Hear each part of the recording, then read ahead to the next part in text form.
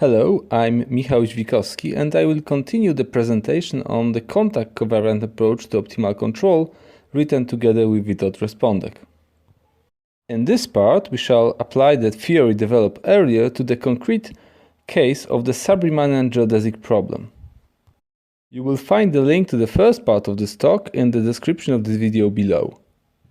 Recall that in the first part of this talk we considered an optimal control problem constituted by a control function f and a cost function L defined on a given manifold Q.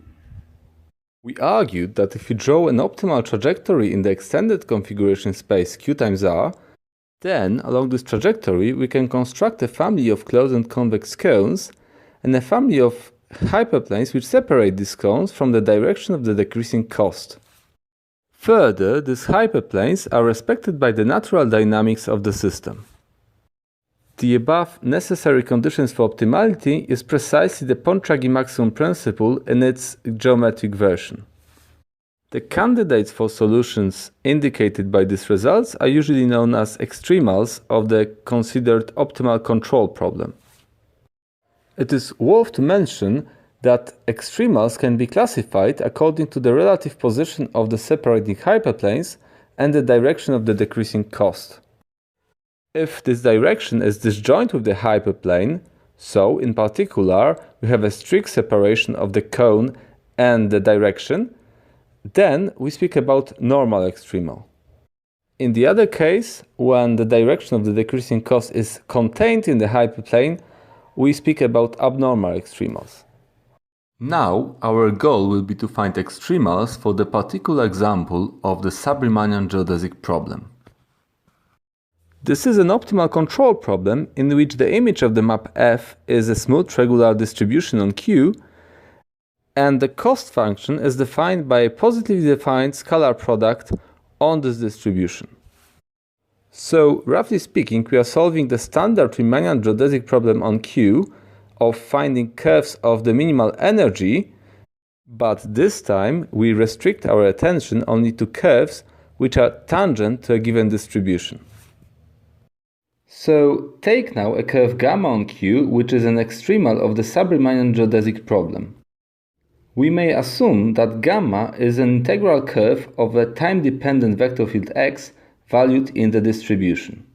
For each point of the manifold, let us draw the admissible velocities, that is, the elements of the distribution, and the corresponding costs. Since the costs are quadratic in velocities, the image is a paraboloid in the product space of the tangent space and the real numbers. It turns out that along an extremal, the cones described in the Pontryagin maximum principle must contain the second trace of the paraboloid passing through a point corresponding to the actual control of the curve. Since the cones are also closed, they must contain all tangent rays passing through this point and, in consequence, the whole tangent space of the paraboloid. As we see, each cone contains a certain vector space, and clearly the same space must be contained in the hyperplane supporting the cone described in the Pontryagin maximum principle.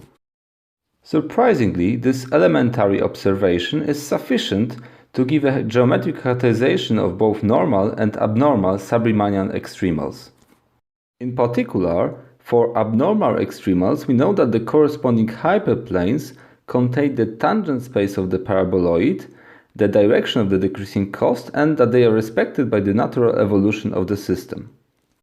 After projecting these hyperplanes down from the extended configuration space to the initial manifold, we will obtain a curve of hyperplanes along our trajectory containing the distribution and invariant with respect to the flow of the vector field x. Thus, we prove that if gamma is a sub-Riemannian abnormal extremal, then the smallest distribution along gamma which contains d and is invariant with respect to the flow of x must be of corank at least 1. This condition is also sufficient. Starting from such a minimal distribution, one can easily construct a family of hyperplanes which satisfy the assertion of the Pontryagin maximum principle. For normal extremals, we have a family of hyperplanes containing the tangent space of the paraboloid, transversal to the direction of the decreasing cost and further invariant with respect to the natural evolution of the system. Every such a hyperplane can be presented as a graph of linear map alpha defined on the tangent space of the manifold, such that alpha of x equal to 1 and alpha vanishes on all the elements of D orthogonal to x. If we further assume that the field x is normalized, then along gamma the flow of x should preserve both the kernel of alpha and the field x itself.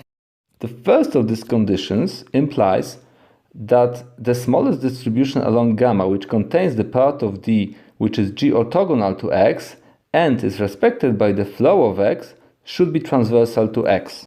The second condition is equivalent to the fact that gamma is C1 smooth with an absolutely continuous derivative. These two conditions are also sufficient for a curve gamma to be a normal sub-Riemannian extremal. If they are satisfied, one can directly construct a family of separating hyperplanes satisfying the assertion of the Pontryagin maximum principle. And that's it. Geometric version of the Pontryagin maximum principle discussed in the first part of this video, combined with some elementary reasonings, allows to give an elegant and simple geometric characterization of the extremals of the sub-Riemannian geodesic problem. Please check the details in our publication. Thank you for your attention.